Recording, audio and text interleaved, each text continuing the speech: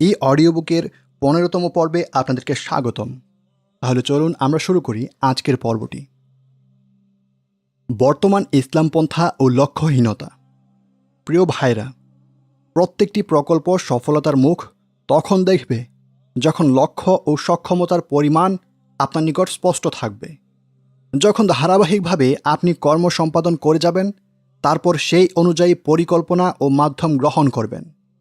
তাই নির্বাচন কেন্দ্রিক পার্লামেন্ট ভিত্তিক রাজনীতিতে যারা যোগ দিচ্ছেন কিংবা যারা তাদের এই পদ্ধতিকে সমর্থন করেন, তাদের প্রতি 6টি প্রশ্ন ছুড়ে দিয়ে আমি গত পর্ব শেষ করেছিলাম, যাতে তাদের এই পদ্ধতির পরিণতি সম্পর্কে আমরা অবহিত হতে পারি। এখন আসুন সেই 6টি প্রশ্ন আমরা আবার বিস্তারিতভাবে আলোচনা করি। প্রথম প্রশ্ন, গণতান্ত্রিক প্রক্রিয়ায় অংশগ্রহণে আপনাদের মূল উদ্দেশ্য কিংবা লক্ষ্য কী সেটি নির্ধারিত করে বলুন। যারা গণতন্ত্রপন্থী ইসলামিস্টদের আচরণের দিকে গভীর দৃষ্টি রাখেন, তারা নিশ্চয়ই লক্ষ্য করেছেন যে লক্ষ্য নির্ধারণে ইসলামপন্থীদের মাঝে জটিলতা রয়েছে। কখনও তাদের ঘোষণা থাকে, আমাদের লক্ষ্য হল খিলাফা পুনঃপ্রতিষ্ঠা ও কুদসকে এর রাজধানী ঘোষণা করা, আর এর মাধ্যমে উম্মার মর্যাদা আবার ফিরিয়ে আনা। আবার অন্য সময় তারা লক্ষ্য পাল্টে ফেলে বলে, মন্দ ও ক্ষতির পরিমাণ কমানো, অবশিষ্ট ইসলামী পরিচয় রক্ষণাবেক্ষণ, নষ্ট রাজনৈতিক দলগুলোকে আবার ক্ষমতায় আসা থেকে বাধা প্রদান। কারণ তাদের বক্তব্য অনুযায়ী যদি এই দলগুলো আবার ক্ষমতায় আসে, তাহলে এই জমিনে আর আল্লাহর ইবাদত করা হবে না। আবার তারা সুর পাল্টিয়ে বলে, আমাদের উদ্দেশ্য হল শরিয়াহ প্রতিষ্ঠা আর রাষ্ট্র ও সামরিক প্রতিষ্ঠানগুলোকে ইসলামীকরণ। কখনো আবার বলে, আমরা স্বীকার করে নিচ্ছি এই পার্লামেন্ট ভিত্তিক রাজনীতি দ্বারা শরিয়াহ প্রতিষ্ঠা সম্ভব নয়, তবে আমাদের লক্ষ্য হল পার্লামেন্টে হকের কথা বলা, ইসলামী ঘরানাকে রাজনীতি সচেতন করা এবং দাওয়াহ এর উপর চলমান সরকারি নিয়ন্ত্রণকে লঘু করা। তাহলে উদ্দেশ্য কি সত্যিই খিলাফা ও শরিয়া প্রতিষ্ঠা, নাকি আনুষাঙ্গিক কিছু বিষয় সংস্কার করা? আমরা দেখতে পাই পার্লামেন্টপন্থী অধিকাংশ ইসলামিস্টগণ জনগণের আস্থা অর্জন করতেই মূলত খিলাফা প্রতিষ্ঠা ও শরিয়াহ প্রয়োগের মতো চিত্তাকর্ষক স্লোগানগুলো তোলেন। তারপর তারা যখন তিক্ত বাস্তবতার সম্মুখীন হন, তখন বুঝতে পারেন যে নির্বাচন ও পার্লামেন্টে অংশগ্রহণের কারণে অনেক বেশি সময় নষ্ট হয়ে গেছে, অনেক প্রচেষ্টা ব্যয় হয়েছে, বিষয়টি আরও জটিল রূপ ধারণ করেছে। তখন তারা সুর পাল্টে বলেন, এই পন্থায় আমরা আসলে শরিয়াহ প্রতিষ্ঠার দাবি করিনি, আমাদের ইচ্ছে তো মন্দ ও ক্ষতির পরিমাণ কমানো আর দাওয়াহ এর উপর চলমান সরকারি নিয়ন্ত্রণ লঘু করে এর পরিধি আরও বিস্তৃত করা। তাদের এই উদ্দেশ্য কখনোই গ্রহণযোগ্য নয়। মানুষের আবেগ নিয়ে না খেলে তাদের উচিত ছিল শুরু থেকেই লক্ষ্য নির্ধারণ করা। শেষত তারাই স্বীকার করতে বাধ্য হয় যে গণতান্ত্রিক পদ্ধতিতে কোনোভাবেই সেই লক্ষ্য পূরণ করা সম্ভব নয়। কোনো ইসলামপন্থী ব্যক্তির তো এমন হওয়া উচিত নয় সে ঘর থেকে বের হয়ে উদ্দেশ্যহীনভাবে ভবঘুরে হয়ে হাঁটবে, তার কোনো গন্তব্যস্থল নির্ধারিত থাকবে না। যেই ব্যক্তি উপর হয়ে মুখে ভর দিয়ে চলে সে অধিক সঠিক পথপ্রাপ্ত, নাকি যেই ব্যক্তি সোজা হয়ে সরল পথে চলে? সূরা মুলক আয়াত 22। তাই প্রথম থেকেই লক্ষ্য নির্ধারণ করা জরুরি, কারণ প্রথমত লক্ষ্যের মধ্যেই অস্পষ্টতার কারণে ইসলামপন্থীগণ সেই লক্ষ্যের বাস্তবায়নের ক্ষেত্রে তাদের সামরিক সাফল্য কতটুকু সেই নির্ধারণ করতে সক্ষম হবেন না, কারণ যে লক্ষ্য তারা বাস্তবায়ন করতে চান সেটিই তো নির্ধারিত নয়। দ্বিতীয়ত, যে সমস্ত শাইখগণ পার্লামেন্টে অংশগ্রহণকে সমর্থন করেন তাদের অধিকাংশই কিছু শর্তের ভিত্তিতে একে বৈধতা দেন। শর্ত হল, এটি সর্বজনীন বড় ও ব্যাপক কল্যাণ বাস্তবায়নের উদ্দেশ্যে থাকতে হবে, আর কল্যাণের বিনিময়ে ছাড় দেওয়ার ক্ষেত্রে তারা কিছু নীতিমালা বেঁধে দিয়েছেন। অথচ আমরা ইসলামপন্থীদের দেখতে পাই তারা এই শাইখদের ফতোয়াকে ব্যবহার করছেন তাদের বেঁধে দেয়া নীতিমালার কোনো রকম তোয়াক্কা ছাড়া। অবাধে তারা ছাড় দিয়ে যাচ্ছেন। কিসের বিনিময়ে? কিছু আনুষাঙ্গিক, প্রাথমিক ও কল্পিত কল্যাণের লক্ষ্যকে সামনে রেখে, যেগুলো কোনোভাবেই শাইখদের নির্ধারিত সেই সর্বজনীন বড় ও ব্যাপক কল্যাণ নয়। তাই পার্লামেন্টপন্থী ইসলামিস্টদের আমরা জিজ্ঞাসা করতেই পারি, সাংবিধানিক প্রেসিডেন্সিয়াল পার্লামেন্টে অংশগ্রহণের মাধ্যমে তাদের নির্ধারিত লক্ষ্য আসলে কী? এই প্রশ্নের উপর ভিত্তি করেই দ্বিতীয় প্রশ্নতে উঠে, শুরুতে কি কি ছাড় আপনারা দিয়ে এসেছেন? অন্য ভাষায় বললে, কোন কোন মাফসাদা কিংবা ক্ষতি আপনারা গ্রহণ করে নিয়েছেন? এটি তো খুবই স্পষ্ট যে বর্তমান পার্লামেন্টপন্থী ইসলামিস্টগণ ব্যাপক সমঝোতা ও ছাড় প্রদান করেছেন, যেমন গণতন্ত্রের গোলক ধাঁধাকে স্বীকার করে নেয়া, সেই সংবিধানের প্রতি শ্রদ্ধাশীল হওয়া যা জনগণকে আইন প্রণয়নের অধিকার দেয়, সেকুলারদের কাছে শরিয়াহকে বন্ধক দিয়ে বর্তমান পার্লামেন্টের প্রতি সমর্থন দেয়া, শরিয়াহকে এক দফায় প্রয়োগ না করে অস্পষ্ট কিছু পর্যায়ক্রমের মাধ্যমে প্রয়োগের ঘোষণা দেয়া ইত্যাদি। এইগুলো সুস্পষ্টভাবে হারাম হওয়ার বিষয়ে সামনে ইনশাআল্লাহ আলোচনা করা হবে। এখন আসছে তৃতীয় প্রশ্ন, কি কি অর্জন করতে বা কোন কোন কল্যাণের দিকে তাকিয়ে আপনারা এই ক্ষতিকে গ্রহণ করে নিয়েছেন? পার্লামেন্টপন্থী ইসলামিস্টগণ পূর্বে বর্ণিত ছাড় ও সমঝোতাগুলো খুব সহজ চোখে দেখেন। তাদের সমর্থক ও বিরোধী পক্ষকেও এগুলো মেনে নিতে বলেন, কারণ তাদের দাবি অনুযায়ী এই ছাড়ের বিনিময়ে তারা সর্বজনীন ও ব্যাপক কল্যাণ বাস্তবায়ন করবেন, নির্ধারিত লক্ষ্য তারা পূরণ করবেন। যেমন তারা বলেন, এই সমঝোতার বিনিময়ে আমাদের লক্ষ্য হল শরিয়াহ প্রতিষ্ঠা কিংবা উম্মার হারানো মর্যাদা ফিরিয়ে আনা, অথবা এই শাসন ব্যবস্থাকে ইসলাম সম্মত করা। অথচ আমরা জানি যে বড় বড় লক্ষ্য কখনোই সমঝোতা ও ছাড়ের মাধ্যমে অর্জিত হয় না। কিন্তু এই ইসলামপন্থীদের দৃষ্টিতে লক্ষ্য যত বড় হবে, ছাড়ও ঠিক ততটা বড় দিতে হবে। এই কারণেই বড় বড় সমঝোতা ও ছাড় দেওয়ার পরেও তারা এইগুলোকে সঙ্গত ও তুলনামূলকভাবে কম মনে করেন। এখন তো এগুলো তাদের নিকট খুবই ছোটোখাটো বিষয়ে পরিণত হয়েছে। একটি মহান লক্ষ্যের দোহাই দিয়ে তারা এত বড় বড় ক্ষতিগুলোকে কম করে দেখতে শুরু করেছেন।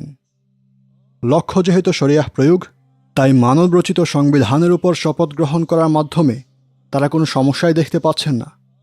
কত সময় অতিবাহিত হলো, লক্ষ্য বাস্তবায়নের কোনো তো নামগন্ধই চোখে পড়ল না। কিন্তু ছাড় প্রদানকে ছোটোখাটো বিষয় মনে করার ক্ষতিকর প্রভাব এখন বাকি থেকে গেল। এখন সামনে এসে পড়ছে চতুর্থ প্রশ্ন, প্রথম থেকে যা অর্জন করার আপনারা আশা করছিলেন তা কি এখনও বাকি আছে, নাকি ধীরে ধীরে আপনাদের আশা ও আকাঙ্ক্ষার পরিধি সংকীর্ণ হয়ে আসছে?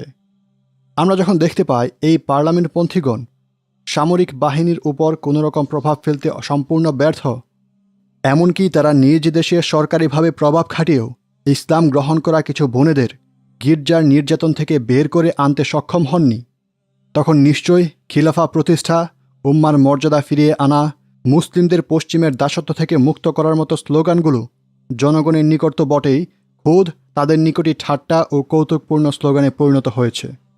2009 থেকে 13 পর্যন্ত সময়টাতে মিশরে খ্রিস্টান থেকে ইসলাম গ্রহণকারী অনেক বোনকে অপহরণ করে হত্যার অনেক রিপোর্ট এসেছে। আলেকজান্ড্রিয়ার কিবতি গির্জায় টর্চার সেল ও জেলখানার সন্ধান পাওয়ার অনেক খবর চাউর হয়েছে। তাঁদেরই একজন কামিলিয়া শাহতাহার ঘটনা বেশ প্রসিদ্ধ। তিনি এক পাদ্রির স্ত্রী ছিলেন। তার ইসলাম গ্রহণের খবর ছড়িয়ে পড়লে প্রাণ ভয়ে তিনি গির্জা ছেড়ে পালিয়ে যান, কিন্তু তৎকালীন সরকার তাকে গির্জার হাতে আবার হস্তান্তর করে। তাদের মধ্য থেকেই এক বোনের জবনের টর্চার সেলের নির্যাতন কাহিনী শুনুন। এই কারণে বাস্তবতার দাবি হলো যেন তারা স্বীকার করে নেয় যে ধীরে ধীরে অর্জনের আশা ও আকাঙ্ক্ষার পরিধি সংকীর্ণ হয়ে আসছে। আবার পার্লামেন্ট ভিত্তিক ইসলামপন্থীদের নিকট আশা করব যেন তারা এখন থেকেই ঘোষণা করে দেন যে আমাদের লক্ষ্য শরিয়া প্রতিষ্ঠা নয়, বরং দাওয়াতের পরিমণ্ডলের স্বাধীনতার পরিধি আরও বিস্তৃত করা, সেকুলার ও নষ্ট সংগঠনগুলোর জন্য রাজনীতির ময়দান খালি না রাখা, প্রশাসনিক ও আর্থিক খাতগুলো দুর্নীতিমুক্ত করা ও সামাজিক কিছু সংস্কার কার্য পরিচালনা করা। ব্যাস এতটুকুই। আনুষাঙ্গিক, প্রাথমিক ও কল্পিত এই অর্জন আমাদের পঞ্চম প্রশ্নের দিকে টেনে নিয়ে যায়। আপনারা কি ছাড় দেওয়ার পরিমাণ কমিয়ে ফেলেছেন যাতে অর্জন ও ছাড় দেওয়ার মাঝে ভারসাম্য তৈরি হয়? আমরা পার্লামেন্টপন্থী ইসলামিস্টদের জিজ্ঞাসা করি, আপনারা শুরু থেকেই মহান লক্ষ্য পূরণের বিভিন্ন বড় বড় ছাড় দিয়ে এসেছেন। অন্যভাবে বললে, বড় কল্যাণের লক্ষ্যে আপনারা বড় ক্ষতিকে গ্রহণ করে নিয়েছেন। এখন যেহেতু কল্যাণের পরিমাণ খুব কমে এসেছে, আপনারা কি বিপদে ছাড় দেওয়ার পরিমাণও কমিয়ে এনেছেন? দুঃখের বিষয়, আমরা এর উল্টোটাই দেখি। কল্যাণ ও অর্জনের এই মরীচিকার পেছনে ছুটতে গিয়ে তারা ছাড় দেওয়ার পরিমাণ আরও বাড়িয়ে দিয়েছেন। অর্জন ও ছাড় দেওয়ার মাঝখানে ভারসাম্য নষ্ট হয়ে যাওয়ার এই বিষয়টিকে তারা গুরুত্বের সাথে দেখছেন না মূলত দুটি কারণে। এক, বড় বড় ছাড় ও সমঝোতা তাদের দৃষ্টিতে তুলনামূলকভাবে ছোটোখাটো বিষয়ে পরিণত হয়েছিল, আর এক সময়ের তুলনামূলক যে ছোটোখাটো বিষয় এখন সামগ্রিকভাবে ছোটোখাটো বিষয়ে পরিণত হয়েছে। দুই, বর্তমান গণতান্ত্রিক পন্থায় অংশগ্রহণ করে শরিয়াহ প্রতিষ্ঠার দিবাস্বপ্ন তারা এখনও দেখে। তারা মনে করেন এখনও সুযোগ বাকি আছে, আর তাদের এই ধারণা মূলত সৃষ্টি হয় পূর্ব উল্লেখিত লক্ষ্য নির্ধারণে অস্পষ্টতা থেকে। আরও বেশি আশ্চর্যের বিষয় হল, এত সব ছাড় দেওয়ার পর যখন ওনারা নিজেদের আংশিক ও প্রাথমিক লক্ষ্য পর্যন্ত বাস্তবায়ন করতে সক্ষম হন না, তখন ছাড় ও সমঝোতার পরিমাণ তারা আরও বাড়িয়ে দেন। তাদের নিকট নিশ্চয় এতদিন স্পষ্ট হওয়ার কথা যে এতদিন তারা ইসলামের রং নিজেদের গায়ে মাখছেন। যতদিন তারা ইসলামের রং নিজেদের গায়ে মাখাবেন, শত্রু ততদিন তাদেরকে এই শাসন ব্যবস্থায় অনুপ্রবেশেরও সুযোগ দেবে না। তাই বলে কি তারা এটা বলে বসবেন যে আমরা তাহলে ইসলাম পরিচয় আরও কমিয়ে দেই, যাতে ক্ষমতায় আরোহের পথ আরও মসৃণ হয়? মাধ্যমের জন্যে কি তারা মূল লক্ষ্যকেই বিক্রয় করে দেবেন? তাদের এই আচরণ তো গত পর্বে উল্লেখিত সেই ব্যক্তির নেই যে ইয়াতিমের সাহায্য করতে এসে নিজেই পরিচয় সংকটে পড়ে গিয়েছিল। মহান আল্লাহ সত্যিই বলেছেন, আর তোমরা শয়তানের পদাঙ্ক অনুসরণ করো না। সূরা বাকারা আয়াত 168।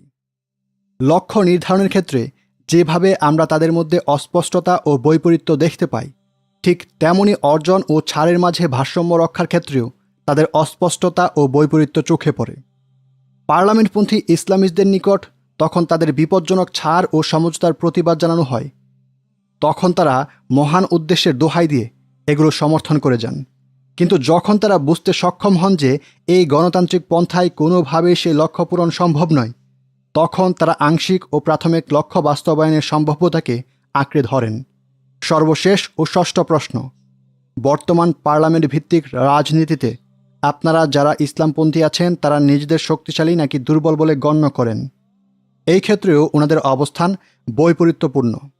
যখন তারা পার্লামেন্ট পদ্ধতিতে অংশগ্রহণের মাধ্যমে নির্ধারিত লক্ষ্য বাস্তবায়নের কথা বলেন, তখন তাদের ভাষা হয় শক্তিশালী ও সক্ষম ব্যক্তিদের ভাষা। তখন তারা সংবিধানে বিপ্লব সৃষ্টির কথা বলেন, সরকারি মন্ত্রণালয়গুলোকে ইসলামীকরণ ও সামরিক বাহিনীর নষ্ট নেতৃত্ব পরিবর্তনের কথা বলেন। এগুলো সবগুলো তো সক্ষম ব্যক্তিদের ভাষা।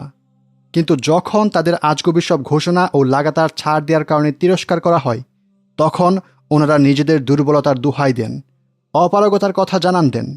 আমাদের উচিত ইসলামপন্থী হিসেবে নিজেদের শক্তি ও সামর্থ্য রয়েছে কিনা তা নির্ধারণ করা। আমরা সামর্থ্যবান নাকি দুর্বল? যাদের সামর্থ্য রয়েছে তাদের ভূমিকা, কর্তব্য ও মাধ্যম ভিন্ন, আর যারা দুর্বল তাদেরও ভূমিকা, কর্তব্য ও মাধ্যম ভিন্ন। সামর্থ্য ও দুর্বলতার এই দুই অবস্থাকে মিলিয়ে ফেলা কখনোই উচিত নয়। এও উচিত নয় যে আপনি পার্লামেন্ট সিস্টেমে ঢুকে পড়লেন এই ভেবে যে সেখানে আপনি রীতিমতো বিপ্লব সৃষ্টি করবেন, কিন্তু প্রবেশের পর জাহিলি রাষ্ট্র ব্যবস্থাকে আপনি বৈধতা দিয়ে দিলেন, তাদের এজেন্ডা নিজেই বাস্তবায়ন করতে লাগলেন, নিজের আত্মপরিচয় হারিয়ে তাদের সাথে মিশে গেলেন, এরপর দুর্বলতার দোহাই দিয়ে এসব কিছু বৈধ করে নিলেন। এখন তো দিবালোকের ন্যায় এই কথা স্পষ্ট যে বর্তমান ইসলামপন্থার এই যে করুণ দশা, তা মূলত লক্ষ্যহীনতা ও উদ্দেশ্য বর্ণনায় অস্পষ্টতা থেকে সৃষ্ট। এর শুরুটা হয় অকাট্য ও অপরিবর্তনশীল বিষয়গুলোকে ছাড় দেওয়ার মাধ্যমে। তারা নিজেদের এই অবস্থানের সমর্থনে অগোছালো কিছু দলিল পেশ করে। সেই সম্পর্কে ইনশা আল্লাহ সামনে বিস্তারিত আলোচনা আসবে। এই অল্প যা কথা বললাম, আশা করি এই কথাগুলো আমার গণতন্ত্রপন্থী ভাইরা আমলে নেবেন। সেই সাথে যেন তারা আল্লাহর এই বাণীর দিকে গভীর দৃষ্টি দেন। নিশ্চিতভাবে এটি আমার একমাত্র সরল পথ। অতএব এই পথে চলো এবং অন্য পথে পা দিও না, তাহলে সেসব পথ তোমাদের তার পথ থেকে বিচ্ছিন্ন করে দেবে। সূরা আনআম আয়াত 153। হযরত আবু বকর রাদিয়াল্লাহু আনহুর একটি বক্তব্য বুখারীতে এসেছে। তিনি বলেন, আল্লাহর রাসূল সাল্লাল্লাহু আলাইহি ওয়াসাল্লাম করেছেন এমন কাজ আমি না করে ছেড়ে দেব, তা হতে পারে না। কারণ তার করা কোনো কাজ ছেড়ে দিতে গিয়ে আমার ভয় হয় না জানি আমি সঠিক রাস্তা থেকে বিচ্যুত হয়ে যাই।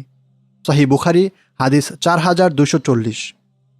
এই পর্বের সার কথা হলো, কিছু কল্পিত অর্জনের বিনিময়ে ইসলামের অকাট্য বিষয়গুলোতেও ছাড় দেওয়ার মানসিকতা বর্তমান ইসলামপন্থাকে বড় ধরনের ক্ষতির দ্বারপ্রান্তে নিয়ে এসেছে।